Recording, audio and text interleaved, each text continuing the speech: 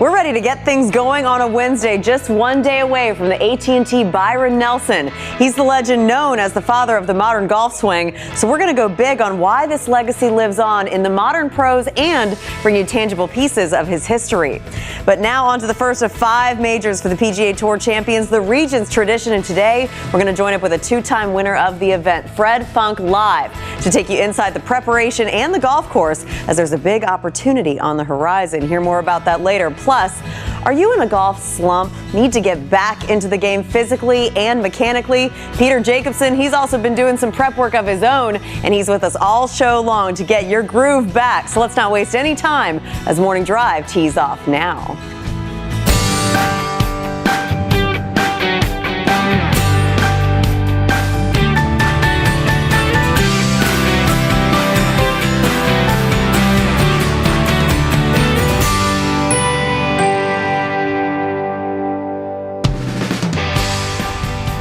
Good morning, and thanks for tuning up with us here on this Wednesday, May 17th, inside Studio AP. It is Morning Drive. I'm Todd Lewis, and we are proud to have a friend of ours with us. First, Paige McKenzie, who you see regularly here, but she is always a friend, a dear friend of ours. But also, Peter Jacobson, making the trip from the great Northwest to come to Orlando, Florida to be inside our studio. How are you, Jake? Good. Actually, it wasn't too far. Was at the Players last week, so I drove down.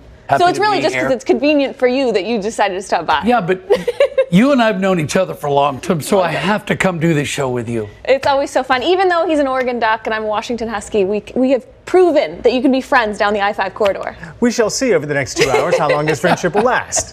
Also, we're proud to have, you've already seen her, Lauren Thompson, who joins us again. And Lauren, what is viral this morning? Give us the latest. A lot of big stuff, actually. But on Tuesday at the AT&T Byron Nelson, Jordan Spieth made quite an announcement as he is going to be making an appearance on a famous cereal box coming soon this October. Yeah, you can pick one of these up at one of your local grocery stores. 4 million boxes will be in rotation. Spieth calling this a dream come true. And today on Morning Drive, we have all sorts of insiders. In fact, we're going to have someone from General Mills. They're going to tell you what kind of implications go into this, as well as Dominic Chu. He's our CNBC markets reporter. So he's going to tell you what exactly this spells out in the career of sports legends. Because, Todd, we've seen big names on this box right there. What an achievement. Yeah, go back to the days of Lou Gehrig when he, I think, was the very first to grace the Wheaties box, and teams, all kinds of great athletes. And now Jordan Spieth is going to be one of those great athletes as well. What's your reaction to have Jordan on 4 million cereal boxes across the country? It's a huge deal. It's a huge deal for any golfer. It is a compliment, I think it's big for our industry that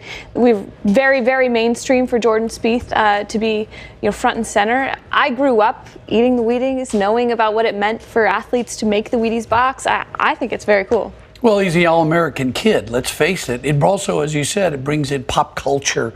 Everybody's going to walk through the supermarket and they're going to see the Wheaties box and they're going to see Jordan Spieth, our guy, the kind of the golden boy.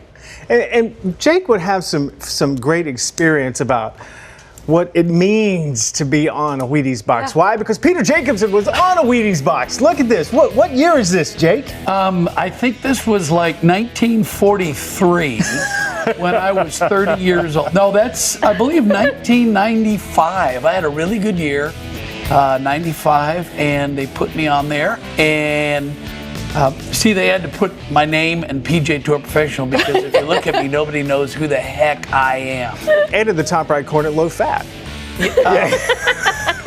I am much thinner then. Well, it was describing you, not the cereal. You were low fat. I'm all fat. We're going to talk more about this great honor for Jordan Spieth coming up through the rest of the show. But here's what is happening now.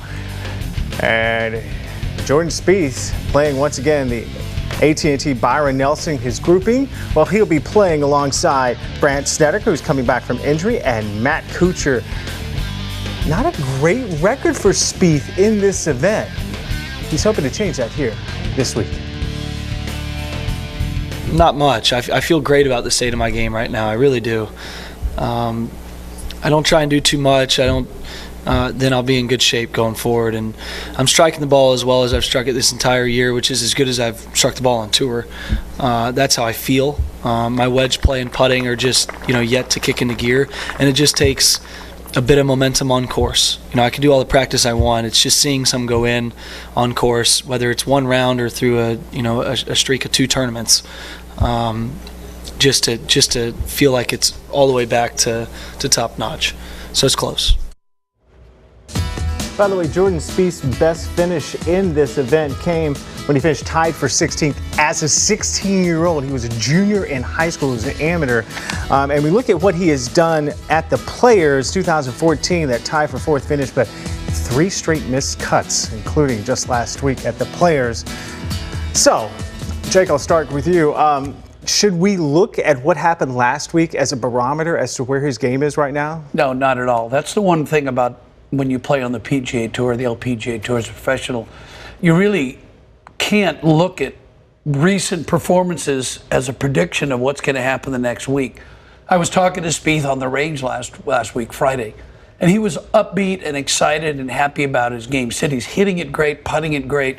He just didn't happen to find it on the weekend. That's okay. Sometimes you get so excited with big events, majors and tournaments like the Players, that I would bet that this week he's probably going to have a little bit of an exhale, and he's probably going to play really well. It's in his hometown, as you said. He played really well back there when he was a kid. Well, he's still a kid, I guess, 23 years old. But I look for him to rebound. Well, and coming off of Sawgrass, to your point, Todd, it's a completely different golf course he's moving to. And I think for most players, it's an easier transition when you do change to a very dramatically different golf course, different grasses, different location, different atmosphere, because it's not the Players. It's a bit of a maybe emotional letdown to go and just be able to relax and just play without the pressure and this microscope. So you don't think, either one of you, that it's a dent in his confidence in the fact that he was feeling so good about his game, but the numbers ultimately didn't prove it? No, not at all, because as a golf professional on the tour, you can find something on a Thursday or a Friday or even a Wednesday in a practice round or a Pro-Am round and have it not click in for 4 days or even a week. But if you continue to ride that success, it's going to click in, and it might be 3 to 4 to 5 weeks, and you may win a major down the road. I think the biggest difference between some professional golfers and maybe the average weekend warrior is that professional golfers have to find something positive in every single round. You walk off the golf course, you know what you need to work on, but you also walk away saying, I learned something today that's going to make me better tomorrow. And for him, even if he misses a cut, he's going to walk away saying, I'm still better today than I was yesterday. And I'm interested to see how he handles the internal and external pressures of playing in his hometown, which can be a distraction. Friends and family members wanting tickets and so on and so on. So I'm interested to see what he does this week. I think he'll be okay. Plus his face is on the Wheaties box coming in October. Well, so I mean, there's a lot of extra pressure There's a on reason that. he's on the Wheaties box. I need to see. It doesn't say low fat on that Jordan Spieth Wheaties box. Because he is no fat.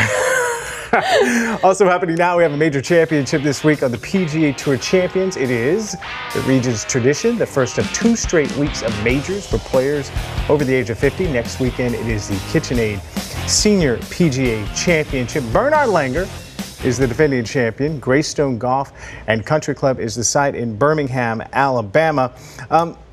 Jake, give me some storylines happening out of Alabama this week. Well, the one storyline that I love is John Daly. He won his first Champions Tour event at Insperity.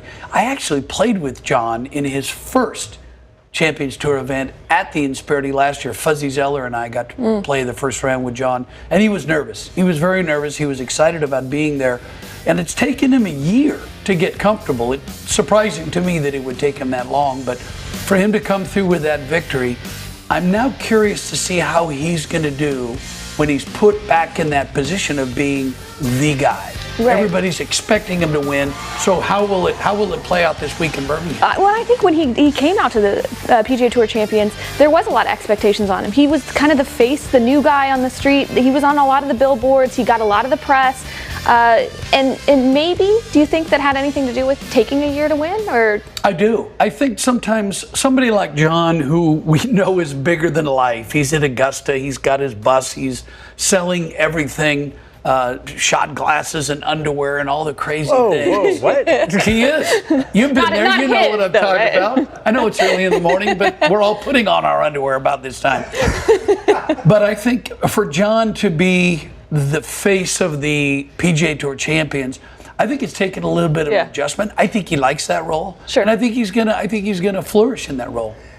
Winning breeds winning. I hear that a lot. It will be interesting. I agree. I think it'll be fun to watch. One of the storylines that I'm watching is this rookie class of 2017 on the PGA Tour champions. We've seen Steve Stricker, Jerry Kelly, David Toms all come out and gangbusters out of the gates. And I'm keeping my eye in particular on Steve Stricker. He's played 3 starts so far and top 10 in all 3 of them. Started out with a second place finish his very first start. So very comfortable out there. We all know that he still has the game. He plays also on the PGA Tour, still playing the Players last week. So I'm excited to see what he can accomplish this year on the PGA Tour champions. It'll be interesting to see at what point is he going to ever focus primarily on that tour. Well, that's the difficult part. When you're playing as well as Steve Stricker, and we've seen that from other players, when you still are exempt on the PGA Tour and you're transitioning to the Champions Tour, you're torn. You want to continue to compete on the big tour, the big stage, but you also want to go over and play with your friends on the Champions Tour. So until they focus on the Champions Tour, I'm not sure that they're going to see the success that they want, but there's no question. But one of those rookies is, right? I have no doubt that Stricker, Toms, VJ's playing this week. He's not a rookie, but he still competes on the PGA Tour. These guys are going to start taking over and dominating soon. I was about to ask you about VJ. Top 20 at the Players. Hey, I'm playing very well. I am very good. You have the best VJ impression ever. Also happening now on the LPGA Tour this week, the ladies in Williamsburg, Virginia for the Kingsmill Championship. Arya Jutanugarn will be defending, and this is the first time she's ever defended on the LPGA Tour. Lydia Ko is the current #1 in the Rolex World Ranking. However, Jutanugarn and So Young-Yu have a chance to overtake Ko as the #1 player as we look at just how close this is in the Rolex World Ranking. It's kind of up for grabs, a little hot potato happening like we have seen, Paige, over the last year or so on the men's side. Yeah, we've gotten some narrowing of Lydia Ko's #1 world ranking, and it's exciting for anybody that's an LPGA Tour fan because all 3 players are playing excellent golf right now. So I'm going to take you through a little So Young-Yu's golf swing. This is a player that works with Cameron McCormick, Jordan Spieth's coach as well, who will be on this Golf Channel Academy series coming up, so be sure to tune in for that. So let's take a sneak peek at what she does in her golf swing. And one of the things that stands out to me is just how erect her posture is. You can see a little curvature in the spine here, and also the neck is a little bit more upright. You don't see a straight line from the top of the head all the way through. A little bit more manipulated posture at the beginning, and I actually think that influences her golf swing as we take it through. So we'll get to that in a second. So she starts to take it back, very smooth. This is where it gets very interesting, and one of the things that really stands out in her golf swing is just how much wrist hinge she has from here through the rest of her golf swing. So from here, watch how her hands don't move very much, but how far the club head moves. So a huge hand set early in the golf swing, and then from here, basically all she has to do is a shoulder turn on the way up, because she has a complete handset that early in the golf swing. And I love that. I used to use a drill where it was a 2-part swing where I set my hands early and then just all you have to do is rotate up from there. So very solid, and this is part of the reason why she's #1 in greens and regulation on the LPGA Tour. It's hard to mess up from that position. And then as she comes down, watch the release of the left hip, and then the hands just follow. I think it's very important to, again, remember to start your downswing from that lower body position and allow the upper body to just follow. And of course, that will be in action this week at Kingsmill Resort. You won't want to miss it on the LPGA Tour. And there's a new dad in the house, so I'm gonna send you over to the glowing dad with Lauren Thompson. He is absolutely gushing. I can't even tell you what just happened when we popped up this picture of baby Bandon Moke Janela right behind Matt. I mean, your knees almost buckled. Matt, glad to have you back in studio, AP. He's adorable. It's good to be back. And the hours of Morning Drive actually are a good preparation for what happens when you have a baby. There's not a lot of sleep. He was already awake. I got to tell you, redefines love, not only for what this little guy is and holding a little baby boy in your arms, but also redefines love for my wife. I mean, I can't get enough. Can't stop staring at this little guy. If that doesn't pump you up, I don't know what does. I hear you. I think a lot of the the dads and moms are definitely nodding their heads right now. A new golf buddy that'll be joining up on those buddy trips. With that, what do you have coming up today on Morning Drive? Well, we're talking public golf in Dallas. Do you live there? Do you stop through there on a regular basis? Do you have one course, public course that you'd play? If so, send us in to GC Morning Drive or Matt Janella GC. We're going to be sharing some of your responses throughout the show, plus my 5 places to play if you're in Dallas. Interesting. All right, we're going to be getting to those later on today on the show. So we've got Matt Janella back in Studio AP. We've had Todd Lewis the past couple days. Peter Jacobson, too. Hey, what's going on in here, Paige? This is nuts. We're the regulars. We got all sorts of fun people in. Good You got fun a ahead, grandpa. too. It's true. First time.